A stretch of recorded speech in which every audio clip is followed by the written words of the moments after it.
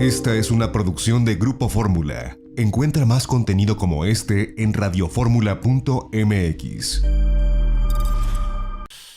Bueno, y ahora de viva voz, el maestro Jorge Alberto Lara, académico de la Facultad de Derecho de nuestra UNAM y del Instituto Nacional de Ciencias Penales y un reconocidísimo especialista en temas de seguridad y de justicia.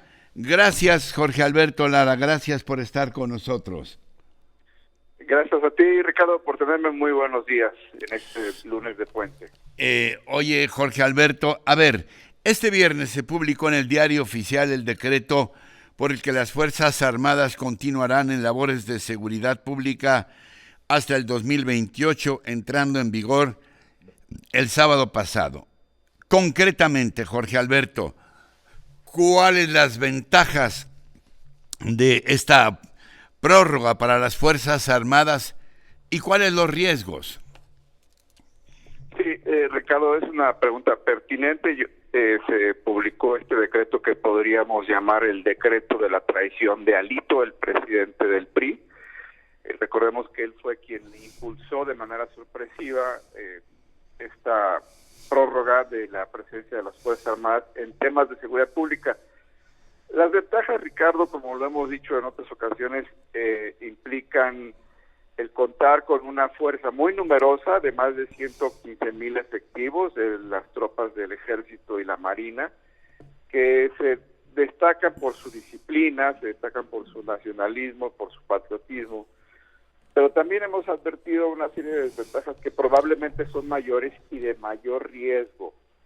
Por ejemplo, pues que este contingente tan numeroso pues no necesariamente está preparado, capacitado, con la misión y la doctrina para servir en tareas policíacas de prevención y de investigación de los delitos. Y un tema muy delicado que es que se pone en riesgo también las condiciones de un ejercicio democrático pleno en la sociedad, puesto que vamos a tener al ejército con la desproporción de fuerza y de, digamos, de argumentos de poder para disuadir posibilidades de libertades cívicas, de libertades y de derechos humanos. Un ejemplo se da en que el ejército ahora tiene facultades ampliadas para realizar tareas de espionaje sobre la sociedad civil, por ejemplo. Entonces, como podemos ver, son mayores los riesgos que las ventajas.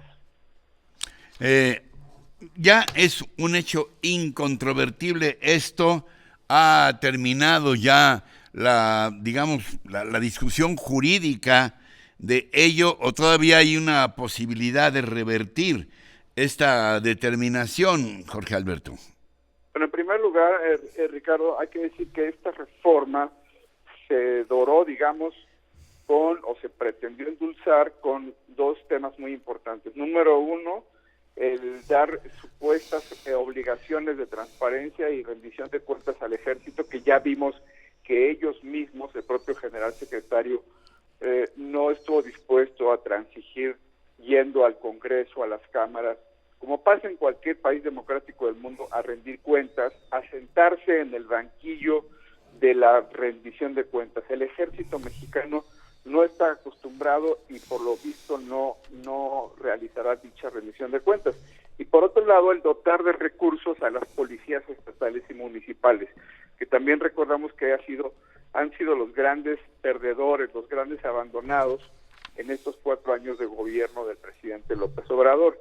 Esta reforma viene acompañada con otras reformas. Esta es de naturaleza constitucional, por lo cual pues es casi ya irreversible.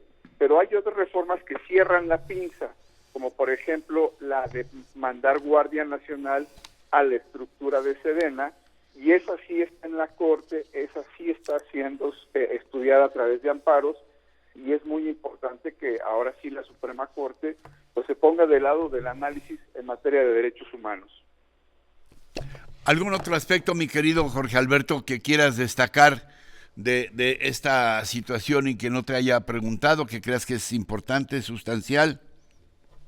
Sí, Ricardo, si me permites, yo considero que esta reforma pues es parte de una agenda de consolidación de un una tendencia pues de cierto autoritarismo de parte del gobierno y del presidente López Obrador.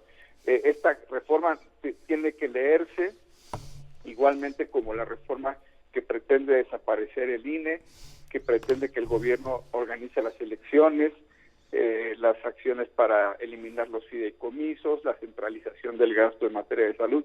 Es decir, vemos una ola de autoritarismo que también se traduce en reformas y leyes, y así es como hay que ver esta reforma y pues llamar otra vez al análisis objetivo, mesurado y a la opinión pública, pues para que también se manifieste al respecto. Sí, ahora también empiezan a haber atisbos, ya que mencionas estos temas de instituciones que nos garantizan estos contrapesos al gobierno. Empieza a haber atisbos también de un ataque, un desgaste hacia instituciones como el INAI, el Instituto de Transparencia y Acceso a la Información. Son señales muy inquietantes, ¿no?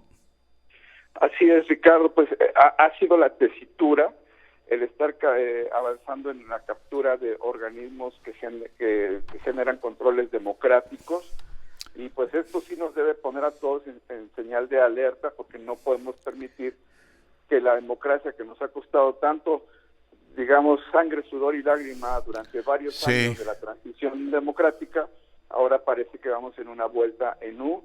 Y pues sí, yo creo que lo que pasó hace una semana en la marcha ciudadana tiene que reiterarse en los hechos y en una continuidad de acción social también. Como siempre, maestro querido y admirado, te aprecio mucho el que puedas estar con nosotros y bueno, pues seguramente continuaremos en este esfuerzo de comunicación en donde eres fundamental. Jorge Alberto, te mando un abrazo, gracias. Igualmente, Ricardo, excelente semana. Hasta pronto. Jorge Alberto Lara, académico de la Facultad de Derecho de nuestro UNAM. Seguimos. Esta fue una producción de Grupo Fórmula. Encuentra más contenido como este en radioformula.mx.